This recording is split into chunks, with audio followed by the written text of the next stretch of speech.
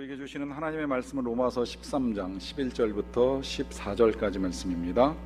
신약성경 258면 로마서 13장 11절부터 14절까지 말씀입니다. 이 계시의 말씀을 제가 받들어 읽어드릴 때 살아계신 하나님의 음성을 들으실 수 있기를 바랍니다. 또한 너희가 이 시기를 알거니와 자다가 깰 때가 벌써 되었으니 이는 이제 우리의 구원이 처음 믿을 때보다 가까웠음이라. 밤이 깊고 낮이 가까웠으니 그러므로 우리가 어둠의 일을 벗고 빛의 갑옷을 입자. 낮에와 같이 단정히 행하고 방탕하거나 술 취하지 말며 음란하거나 호색하지 말며 다투거나 시기하지 말고 오직 주 예수 그리스도로 옷 입고 정욕을 위하여 육신의 일을 도모하지 말라. 아멘. 우리 지난주에 나눴던 인사 오늘 한번 다시 나누기를 원합니다. 다시 한번 더 우리 옆 사람 보며 좀 이렇게 해맑은 미소와 함께 인사해 주십시오. 당신을 만나 감사합니다. 인사 나누시기 바랍니다. 당신을 만나서 감사합니다. 당신 때문에 행복합니다. 저도 오늘 이 자리에서 여러분들을 만나 감사하고 함께 하나님의 말씀을 나누게 된 것에 대해서 하나님께 감사를 드립니다.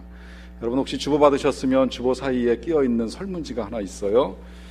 자원봉사를 위한 설문조사 5개 문제밖에 없는데 지금 작성하세요. 여러분들 그 테이블에 볼펜도 있는데 작성하셔서 이따가 헌금 시간에 헌금함에 헌금처럼 그냥 넣어주시면 교회에서 아주 유용한 자료로 사용할 것 같습니다. 시간 드릴 테니까 쓰시고, 쓰시는 동안에 남자들 관심 있는 군대 얘기, 여자들이 들으면 재미없는 얘기, 하지만 김장 얘기이기 때문에 조금 여자들도 재미있지 않을까 싶어서 제가 군대에서 김장 담근 얘기 해드릴 테니까 들으시면서 지금 그 설문 작성하시는 시간 빨리 가지시면 좋을 것 같습니다. 저는 남자로 형제들 틈에서 크면서 집에서 김장 담그는 걸 참여해 본 적이 거의 없어서 김장을 담그는데 그렇게 시간이 많이 걸리는 줄은 몰랐어요. 그런데 제대하고 나서 지금까지 보니까 보통 집은 한 하루 이틀이면 김장 담그는 것 같은데, 제가 군대에 있을 때 기억은 11월 한 달 동안 11월 1일부터 거의 말일까지 한 달 내에 김장을 담궜던 그런 기억이 있습니다. 일단 11월로 딱 접어들면 제일 먼저 하는 일, 땅 팠던 기억이 있어요. 이 김장을 묻을 수 있는 땅 파는 일은 며칠 동안 먼저 진행을 하더라고요. 왜 그런지 모르겠는데, 그러고 나면 이제 트럭으로 배추가 날라오게 되면 그 트럭에서 배추를 내려다가 사병들이 목욕을 하는 목욕탕 속으로 다 날라서 옮겨 집어넣고 그 목욕탕 속에서 배추를 씻는 일을 하루 종일 했던 기억이 있습니다. 둘째 날은 그 다음에 이제 무가 오면 그 무를 씻고요. 그 다음에 저녁 내 네모반별로 할당된 이 무를 채 써는 일을 해서 채 썬 무를 모으는 일들을 하기도 했습니다. 또 한날 저녁은 네모반별로 이제 마늘을 한 바가지씩 깎아서 이제 내야 된다라고 할당이 떨어지면 그 일을 하면서 저녁 시간을 보냈던 기억도 있어요. 대부분의 일들은 거의 다 쫄병들이 합니다. 고참들은 아시다시피 손 하나 까딱하지 않습니다. 그러다가 그 김장을 담그는 한 달 동안에 이제 이 고참이 유일하게 이 김장 사역에 참여하는 일이 있죠. 그것은 김장을 담그는 날입니다. 김장 담그는 날은 긴 테이블을 이렇게 쫙 붙여놓고 일렬로, 그러니까 양쪽으로 이제 마주대하여 쓰는데 한쪽에는 사병들이 쫙 쓰고요. 그 다음에 맞은편에는 장교 부인들이 나와서 서게 됩니다. 그러면 이제 함께 마주 서가지고 김장을 버무리는 일을 하는데, 사병들에게 내려진 지침 속에는 김장을 버무리다가 절대 김치 한 점을 집어먹을 수 없게 되어 있습니다. 다만 앞에 계신 장교 부인이 그 김치를 만들어서 한 입 넣어주게 되면 그것만 받아 먹을 수 있게 되어 있어서 그것을 받아 먹겠다라고 하는 생각을 가지고 그날은 고참들이 김장 사역에 나가서 김장 담그는 일을 하는 것을 볼 수 있습니다. 그런데 그 일이 딱 끝나기가 무섭게 또 그 담궈진 김장을 가져다가 땅 속에다 묻고 덮고 하는 일들은 다 사병들이 하는 일이었어요. 이제 그렇게 해서 김장 담그는 일이 끝나고 나면 겨울을 위한 준비가 다 끝나는 것이 아니라 그 다음엔 또 밖으로 흩어져 나가서 이 쌀이나무에 그 가지를 베어가지고 들어오는 일을 해야 됩니다. 그리고 그 가지를 베어다가 네오반에서 이제 묶어가지고 이 겨울에 쓸 수 있는 쌀이비를 만드는 일을 하고요. 어떻게 지금 그걸 장만했는지 모르겠지만 널판지에다가 큰 강목을 붙여가지고 눈 치울 때 쓰는 소위 넉가래라고 하는 것을 네오반별로 뭐 5자루 10자루씩 만들어서 중대 본부에다가 냈던 기억도 가지고 있습니다.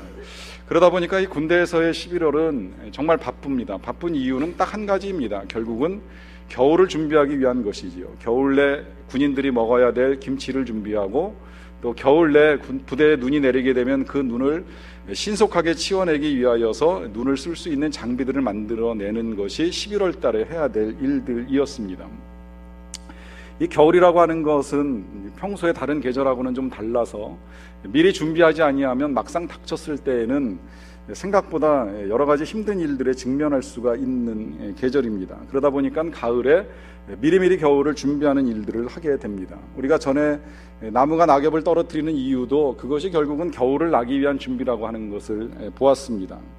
다 가지고 있을 수는 없습니다. 낙엽을 떨고 어야지만 물이 공급되지 않고 또 찬바람이 불어오는 겨울을 견딜 수 있기에 나무는 낙엽을 떨어뜨리는 일을 통해서 긴 겨울의 추위를 이기기 위한 준비를 한다고 할 수 있습니다. 이와 같은 일들이 어찌 나무뿐이겠습니까? 동물들도 때로는 이 겨울을 나기 위하여 여러 가지 준비들을 합니다. 동물에 따라서는 이 다람쥐 같은 경우에는 도토리를 긁어 모아서 일정한 공간에 저장을 해 놓으면서 겨울 내 자신이 먹을 수 있는 식량을 비축하는 일을 하기도 하고요. 이와 같은 일들이 제대로 되지 아니하는 동물들은 긴 겨울잠에 들어가면서 겨울을 이기는 시간을 갖기도 합니다. 분명한 것, 준비해야 될 때 준비할 것들을 미리 준비하지 아니하면 때가 닥쳤을 때는 큰 어려움을 겪을 수도 있다라고 하는 것입니다. 근간에 이런 칼럼을 신문에서 본 적이 있습니다. 그 칼럼을 쓴 기자는 어렸을 적에 먹었던 최고의 영양식은 마가린이었다는 이야기를 합니다. 저도 그랬다는 생각이 듭니다. 기자의 표현대로 이 마가린을 가져다가 이 따뜻한 쌀밥에다가 간장하고 섞어서 비벼 먹게 되면 그것이 맛도 있었고 또 다른 당시에 필요한 지방을 보충하는 재료로 사용이 되었습니다. 그런데 기자가 이제 이것을 그때의 추억을 되살려서 먹어보려고 해도 지금은 이 지방을 어쩔 것이냐라고 하는 이 아내의 강압에 못 이겨서 한번 먹는 일이 그렇게 쉬운 일은 아니라고 하는 솔직한 마음을 털어놓더라고요. 얘기인즉슨 우리가 잘 살게 되면서 우리가 살아가는 데 필요한 식생활, 식문화가 지금 많이 바뀌어가고 있다라고 하는 것입니다. 과거에 손님이 집에 찾아오게 되면 귀하게 대접한다고 여겨졌던 커피 믹스가 어느새 원두커피로 대체가 되고 있고요. 과일 주스도 이제는 리얼 주스라고 하는 이름으로 바뀌어가고 있고요. 또 가공 초콜릿보다는 천연 초콜릿을 훨씬 더 선호하는 경향으로 바뀌어가고 있습니다. 이렇게 바뀌다 보니까 우리나라의 식품 기업들이 고민에 빠지고 있다는 이야기입니다. 그것은 사람들이 점점 먹거리 문화를 바꾸어 가면서 이제는 아무리 이 식품의 가격을 떨어뜨려도 사람들이 관심을 갖지 않는다는 거예요. 이 같은 현상이 나타나는 그 이유를 한 식품 회사의 임원은 이것이 저성장으로 기인된 일이라고 이제 봅니다. 고성장 시대에는 사람들이 그 고성장에 따라서 모든 것을 증가시켜 왔는데 저성장 시대에 접어들다 보니까 이제 모든 양들이 점점 줄어들면서 그 적은 양 가운데 훨씬 더 효율적인 것들 또 아니면 훨씬 더 좋아하는 것들에 초점을 맞춰서 생산을 바꿔 나간다라고 하는 거죠. 그러다 보니까 식품회사가 이 변화되는 시세에 맞춰서 생산 방식이라든지 또 상품을 기획하는 거라든지 유통의 구조를 바꾸어가지 아니하면 생존할 수 없는 위기에 직면하고 있다고 그렇게 말을 하고 있습니다. 이 이야기는 결국 시대가 변할 때 그 시대에 걸맞는 준비를 해야 될 것에 대한 당부입니다. 그런데 문제는 사실 이와 같은 변화를 수용하는 것이 쉽지 않습니다. 어떻게 보면 특히 우리나라 사람들에게 그러한 현상이 나타난다고도 볼 수 있겠는데요. 세계적인 미래의 석학으로 알려진 짐 데이터 교수가 이런 말을 했습니다.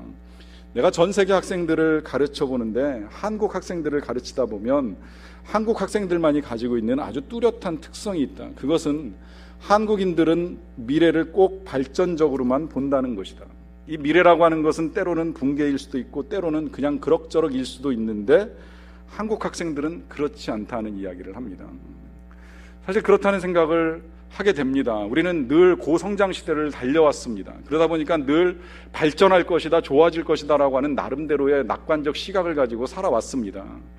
갑작스럽게 들이닥친 불황과 또 저성장 시대가 지속되다 보니까 이것이 과연 얼마나 진행될 것인가라고 하는 이 막연한 두려움이 우리들의 마음속에 퍼져 있는 것도 부정하기는 어렵습니다. 그리고 정말 세상이 앞으로도 계속해서 악화될 것이냐, 그냥 그럭저럭 이런 식으로 진행되어 나갈 것이냐에 대해서는 여전히 의문점을 가지는 것이 우리의 태도일 수도 있습니다.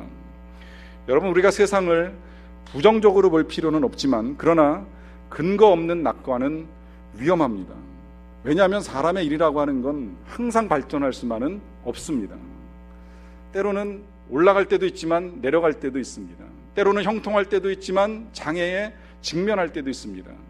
여러분, 우리가 저축을 하는 이유가 있죠. 물론 사람에 따라서는 미래의 꿈과 소망을 위해서 현재의 것들을 비축하는 일을 저축으로 하는 분들이 계실 수도 있습니다. 하지만 어느 정도 삶의 여유가 생기고 난 다음에 하게 되는 저축은 이제 미래에 갑자기 있을지도 모르는 어떤 위험과 두려움을 대비하기 위한 방편으로 이것을 사용하는 경우도 있습니다. 이것이 이제 불가능한 경우에는 때로 이제 보험이라고 하는 것, 나 혼자만의 힘으로 안 될 때에 여러 사람의 돈을 한꺼번에 모아서 갑작스럽게 어려운 사람들을 도와주기 위한 이 보험이라고 하는 제도를 활용해서 그 위험에 대비해 나가는 일들을 하게 됩니다.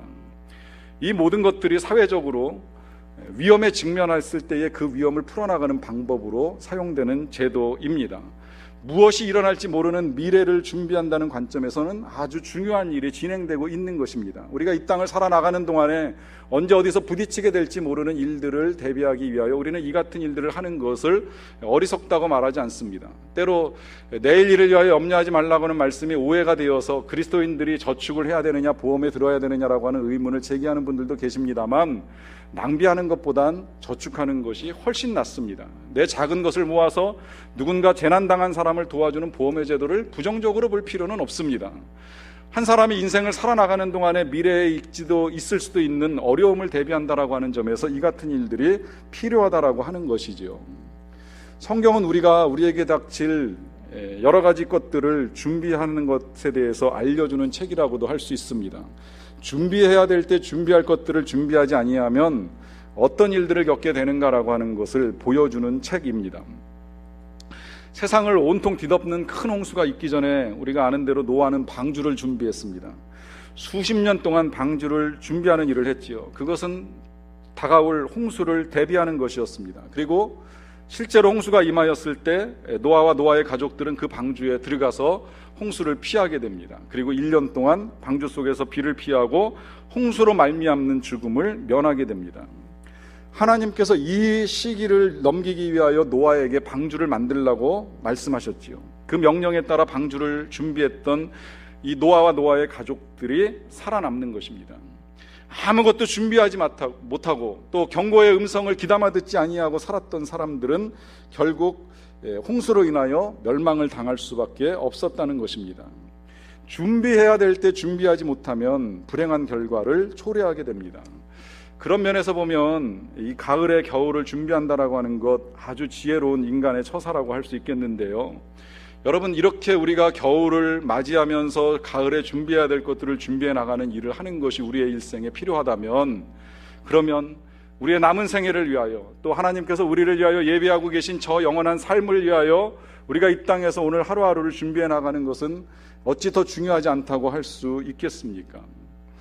여러분, 제가 여러분들에게 예언을 해드립니다. 언젠가 제가 여러분들 예언으로 다 죽게 될 것이라고 말씀을 드리니까 누구나 알고 있는 당연한 예언을 왜 하느냐라고 하는 반응을 보이신 분들이 많으신데요. 얼마 잊지 않게 될 예언을 제가 이 시간에 또 해드리겠습니다. 조금 있으면 곧 눈이 내릴 것입니다. 아마 2달 안에 제가 예언한 이 예언은 성취가 될 것입니다.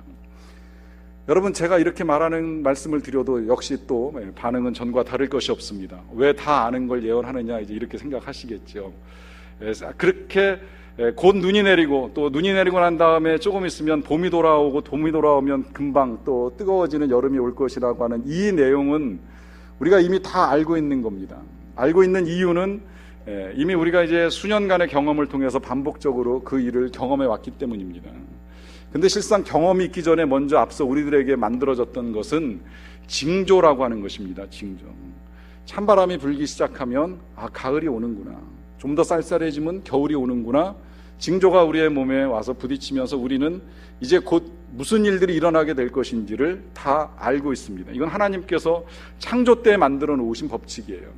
하나님께서 하늘의 별과 달과 해를 만들어 달아 놓으실 때 하신 일 가운데 하나가 뭐냐면 그 해, 달, 별들로 말미암아 날과 해를 이루고 징조를 이루라고 말씀하셨어요. 이 징조라고 말씀하신 것은 그것의 운행을 통해서 앞으로 세상이 어떻게 변해가는지, 어떤 일들이 준비가 되고 시간이 지나면서 그것들이 다가오는지를 알 수 있도록 도와주신 것입니다. 그러니까 여러분 이렇게 이해를 하시면 제일 좋아요. 하나님이 우리에게 앞일을 알려주시는 방법이 두 가지가 있습니다. 그것을 언어를 통해서 알려주시면 그것을 소위 일컬어서 예언이라고 하는 표현을 사용합니다. 반대로 이 언어가 아닌 비언어를 통해서 상황이나 환경 또 여러 가지 변화들을 통해서 우리에게 알려주시면 그것을 일컬어서 징조라고 하는 표현을 사용을 합니다. 이 징조라고 하는 것은 앞으로 우리에게 다가올 여러 가지 일들에 대해서 알려주시는 하나님의 메시지라고 할 수 있습니다.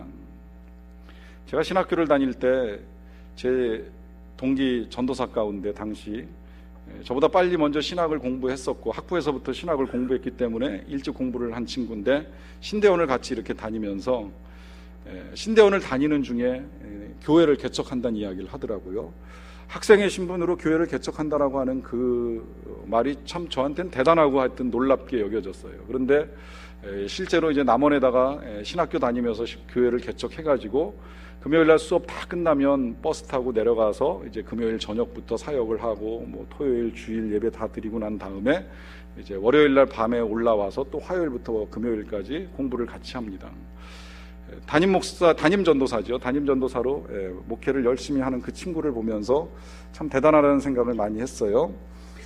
언젠가 그 친구와 같이 이렇게 카톡을 이제 나누는 과정 중에 그 친구의 프로필을 보게 되었는데 프로필에 계속 떠오르는 메시지는 이런 메시지였습니다. 주님 오실 날이 멀지 않았습니다. 주님 곧 오실 것입니다. 주님 오실 때를 대비합시다 하는 메시지가 반복적으로 올라오는 것을 보게 되었습니다. 그리고 얼마 전부터 우리 동기들이 이제 그 동기 사역자들이 모여서 모임을 하는 일들이 있게 되는데 그 모임에 모이게 되면 꼭 그 친구 목사가 한결같이 하는 말은 야, 우리 잘하자. 주님 곧 오신다. 주님 오실 날이 멀지 아니하였다. 경고하면서 친구들을 일깨워주는 일이었습니다. 들으면서 생각해 봅니다. 정말 주님 오실 날이 멀지 아니하였는가? 여러분 오늘 성경은 11절에 우리에게 이렇게 말씀을 합니다. 또한 너희가 이 시기를 알거니와 자다가 깰 때가 벌써 되었으니 이는 이제 우리의 구원이 처음 믿을 때보다 가까웠습니다. 지금이 자다가 깰 때라고 말씀하고요. 또 이렇게 표현하는 것은 지금 우리가 뭔가 잠들어 있는 것은 아닌가 하는 상황을 말씀하고 있으면서 또 한편으로는 깨어나지 아니하면 안 될 것을 경고하는 메시지라고 할 수 있습니다. 이유는 성경은 이렇게 표현합니다. 구원이 처음 믿을 때보다 가까웠다. 다르게 말씀드리면 주님 오실 날이 멀지 아니하였다 하는 말씀입니다. 왜 이 말씀이 특별히 우리 시대에 더 귀담아 들어야 되는 말씀인가? 이유는 징조입니다. 지금 우리 사회에서 일어나고 있는 여러 가지 일들, 이 일들이 우리에게 징조로 전달되고 있습니다. 주님이 분명히 말씀하셨습니다. 주님이 오시기 전에 일어나게 될 일들, 전쟁이 있을 것이고 난리가 있을 것이고 기근이 있게 될 것이고 또 멸망에 가증한 것이 단위에 서는 것을 보게 될 것이다. 여러분 이 말씀들은 지금 다 우리 시대에 이루어지고 있는 일들입니다. 전쟁도 일어나고 있고요, 난리도 일어나고 있고요, 기근도 일어나고 있고요, 태풍 때문에 고통을 당하는 민족이 있습니다. 또 멸망에 가증한 것, 마치 자신이 하나님인 양 혹은 예수님인 양 일컬으면서 하나님 노릇을 하려고 하는 사람들이 단위에 서는 일들이 일어나고 있는 이때에 우리는 알아야 됩니다. 이 모든 것들이 징조입니다. 자다가 깰 때가 되었다라고 하는 징조이고 주님께서 우리에게 오실 날이 가까웠다라고 하는 메시지입니다. 때로 우리 안에 이런 의문은 있을 수 있습니다. 저도 그런 의문을 가졌던 적이 있습니다. 주님 오신다고 말씀하신 이 말씀, 예수님도 말씀하셨고 또 이 말씀의 기록자인 사도 바울도 1세기에 이런 말씀을 했는데 지난 2000년 동안 20세기 역사가 흐르는 동안에 이 말씀은 성취되었는가? 오신다고 했고 곧 오시리라고 말씀하셨는데 도대체 언제 오셨고 또 언제 오실 것인가라고 하는 의문이 우리 속에 남아있을 수는 있습니다. 하지만 여러분 생각을 잘 해보십시오. 내년에 수능을 치르는 수험생이 이제 한 1년 정도 남았지만 날짜가 정해졌는지 안 정해졌는지는 잘 모르겠어요. 자, 시험이 1년 남았다고 해서 지금부터 준비하지 않고 임박해서 한 2, 3일 내에 준비할 거라고 하면 그가 좋은 성적을 거두리라고 볼 수 있는 사람은 한 사람도 없습니다.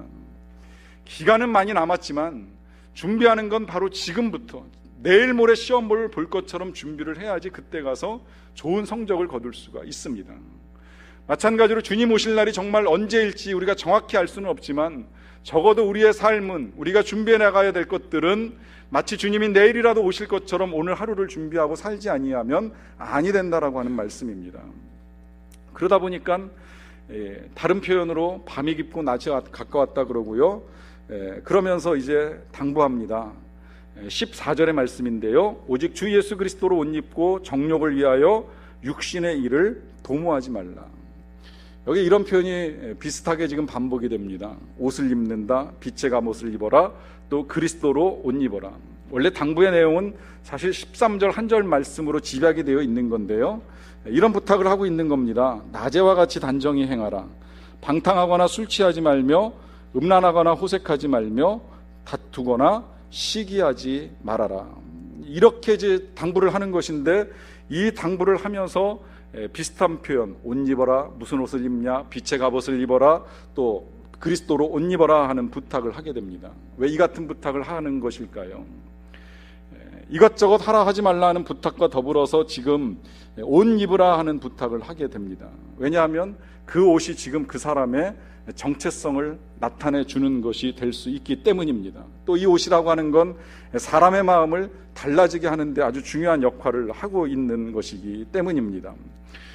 군생활 경험하신 분들 가운데 또 군대 얘기를 해서 그렇습니다마는 예비군 생활 하다 보면 그런 현상 나타나지요. 세상에서 보면 각기 다 다양한 직업들을 가지고 있고 또 그 직업에 걸맞는 역할과 능력들을 바라는 경우들을 보게 되는데, 예비군 소집이 돼가지고 예비군복을 입혀놓고 부대로 모아놓으면 사람들의 행실들이 확 달라집니다. 아무데나 앉고 아무거나 먹고 또 아무렇게나 뒹굴면서 뭐 필요하면 졸기도 하고 자기도 하면서 교관이 어떤 말을 하거나 말거나 그냥 다 엉망인 삶을 살면서 시간을 보내다가 훈련장을 나오는 일들을 종종 보게 돼요. 옷 하나 바꿔 입었을 뿐인데, 세상에서 입고 있었던 이 옷을 벗고 군복 하나 입었을 뿐인데 사람의 행태가 그만큼 달라질 수 있다는 것 보게 되면, 우리가 그리스도인으로 그리스도의 옷을 입는다라고 하는 건 우리가 이 세상에서 그리스도의 사람이라고 하는 것을 잊지 말 것에 대한 당부의 말씀이라고 할 수 있습니다. 이 옷을 입는다는 것을 이제 하기 위하여서 당부하기를 먼저 해야 될 것, 과거의 것들을 멈출 것에 대해서 당부를 합니다. 방탕하지 말라, 술 취하지 말라, 음란하지 말라, 호색하지 말라, 또 다투지 말라, 시기하지 말라. 이 모든 것들이 우리가 행할 수 있는 어둠의 일들이요 정욕을 위한 육신의 일들이라고 말씀하면서 이 모든 것들을 다 벗어버리고 오직 주 예수 그리스도로 옷 입을 것을 말씀하고 계십니다.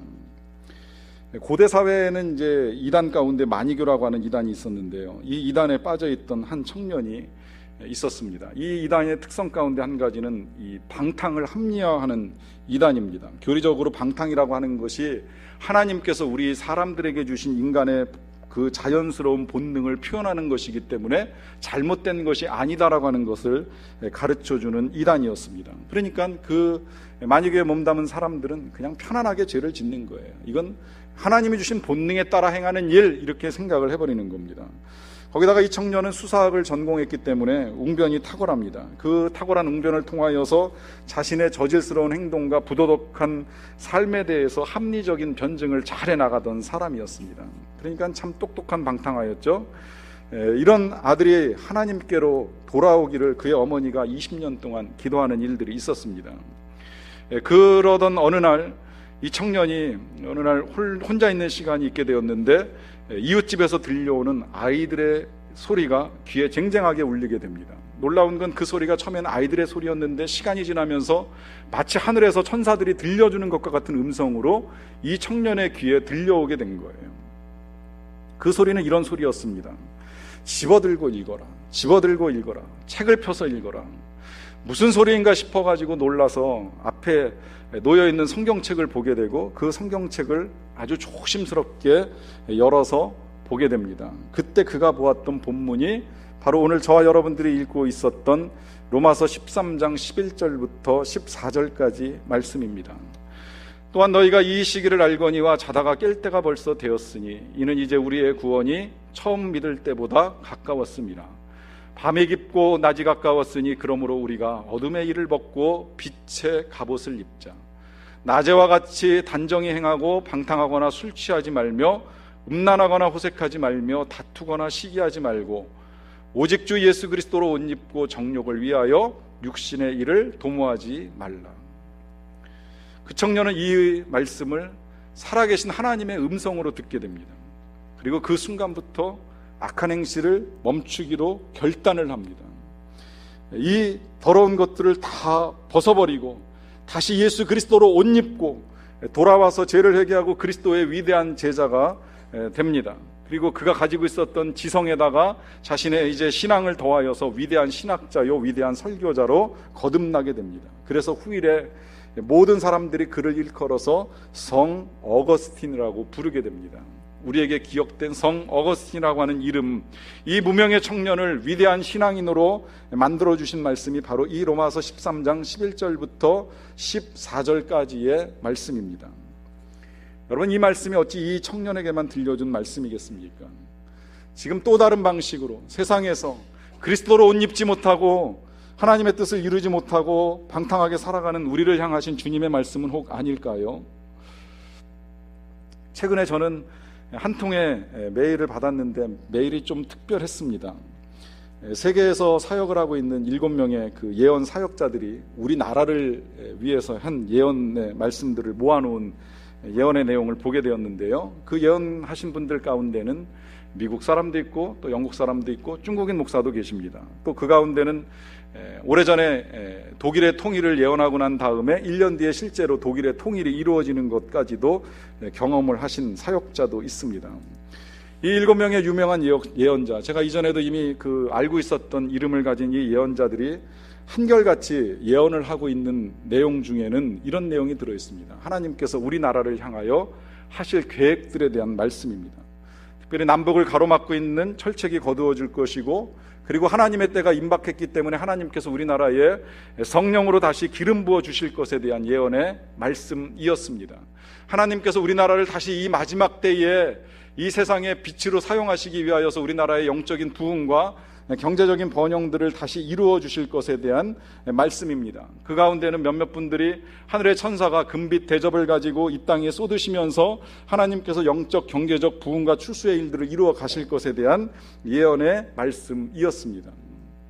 여러분, 이 예언의 말씀이 우리에게 들려지고 보여지게 되는 일들이 있을 때에 우리가 반드시 알아야 될 것이 있습니다. 그것은 우리가 준비해야 된다는 것이고, 또 우리가 깨어 기도로 이 일들이 성취되기를 간구하지 아니하면 그 어떤 일들도 이루어질 수는 없다라고 하는 것입니다.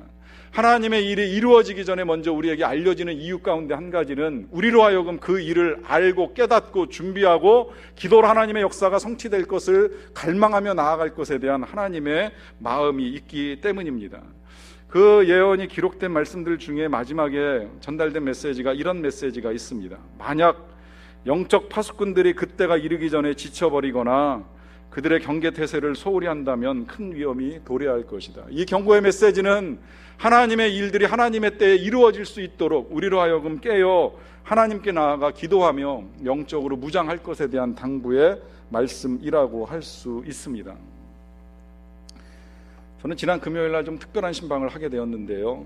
우리 교인 신방이 아니라 제가 전에 사역하던 권사님께서 신방을 요청하시고 병원에 다녀오는 일이 있었습니다. 권사님은 전에 제가 섬기던 교회에서 2년 동안 그 분류 심사원이라고 하는 청소년 감호 시설이죠. 아이들, 범죄한 아이들이 그 형량을 결정짓기 전에 이 아이들을 일시간 이제 가두어두고 이 아이들을 소년원으로 보낼 것이냐, 훈방 조치할 것이냐 이렇게 모아놓은 시설이라고 할 수 있겠는데요. 거기에 매주일 나가서 청소년 범죄자들에게 복음을 전하고 예배를 드리는 그런 사역을 함께 이제 하는 일을 했던 적이 있습니다. 권사님이 편찮으시고 임종때가 가까우셔서 호스피스 병동에 계시는데 저를 보고 싶다고 말씀하셔서 이제 제가 신방을 하게 됐어요. 준비를 했습니다. 권사님과 마지막으로 부르게 될 찬송도 준비하고 또 마지막으로 드려야 될 말씀을 준비해가지고 나가서 신방하는 일을 하게 됐습니다. 가서 배웠더니 몇 년 전, 한 4, 5년 전에 제가 배웠던 모습하고는 많이 달라지셨어요.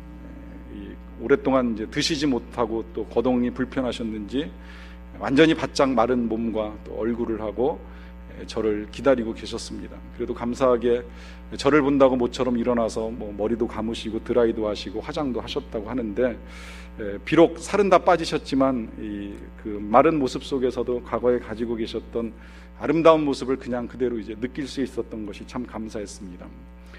오랫동안 그 나누지 못했던 이야기를 나누고 나서 예배를 드리기 위해 작은 방을 빌려서 그 방에 들어가서 찬송가를 불렀습니다. 권사님께서 좋아하시는 찬송가도 부르고 또 제가 준비한 찬송가도 불렀습니다. 그리고 마지막 소망의 말씀을 전해드리기 위해서 준비한 본문 성경 말씀을 읽어드리는 일을 했어요.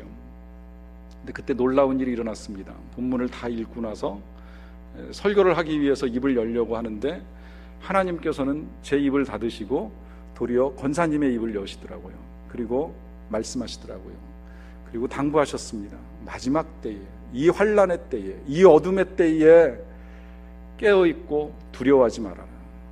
다니엘같이 다니엘의 세 친구들과도 같이 사자굴에 들어가든지 불 속으로 뛰어들게 될든지 너를 지키고 너를 보호할 것이다. 저는 그 순간에 제 앞에 계신 그 나이 드신 권사님이 사람이 아니라 천사로 보였습니다. 하늘에서 내려오는 천사가 제 앞에서 오히려 저를 위하여 하늘의 음성을 들려주시기에 저는 더 이상 아무런 말씀을 드릴 수가 없었습니다. 그리고 이때에 왜 하나님께서 이분을 통하여 나에게 이와 같은 말씀을 해주시는가에 대한 여러 가지 생각을 하게 되었습니다. 여러분, 우리가 살고 있는 이 시대가 어둠의 시대인 것만큼은 틀림이 없지만 이때에 하나님께서는 하나님의 백성들을 다니엘처럼, 다니엘의 세 친구들처럼 지켜주실 것입니다. 더불어서 우리가 또 한 가지 잊지 말고 기억해야 될 것은 그 같은 시대에 우리가 살아가야 되는 삶의 모습입니다. 저는 권사님을 통하여서 하늘의 음성을 듣기도 하였지만 또한 권사님을 통하여서 우리가 주님을 만날 때까지 무엇을 어떻게 준비하며 나아가야 할 것인가라고 하는 것을 다시 생각하게 되었습니다. 돌이켜보건대 권사님 늘 기도하는 삶을 사셨습니다. 늘 하나님의 말씀을 붙들고 사셨습니다. 지속적으로 제 귀에 들려주셨던 권사님 입술에서 나오는 말씀은 하나님의 말씀이 아닌 것이 하나도 없었습니다. 그의 생애 전반에 걸쳐서 암송하고 계셨던 말씀들을 제게 들려주시면서 그가 왜 그렇게 아름답게 임종을 준비하고 하나님 나라에 들어갈 것을 예비하고 계셨는지에 대한 것에 대한 답을 몸으로 보여주셨습니다. 그것은 말씀과 기도로 무장된 삶입니다.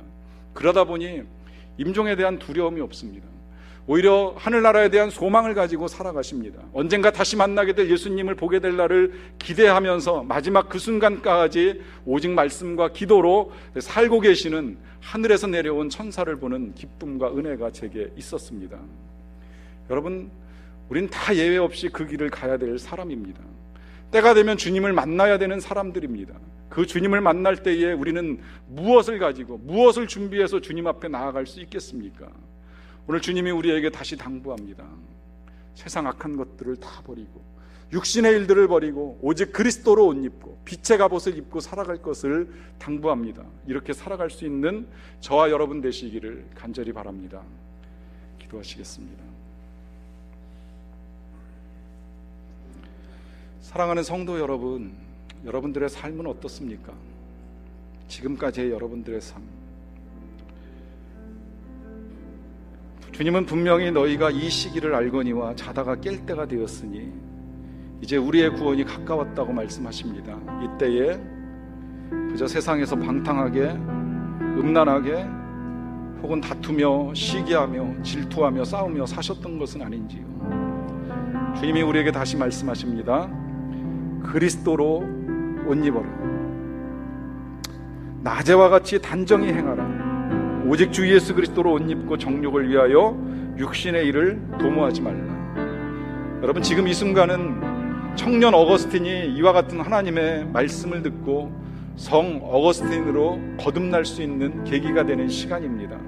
그렇게 되려면 지금 이 시간 하나님 앞에서 이렇게 고백하십시오. 하나님, 이런저런 악한 일들을 멈추기 원합니다. 그리고 그리고 다시 나도 주님과 함께 옷 입고 말씀과 기도로 무장하고 빛의 갑옷을 입고 살아가기를 원합니다. 이와 같은 고백을 여러분들 각자의 목소리로 하나님께 드리는 시간을 갖도록 하겠습니다.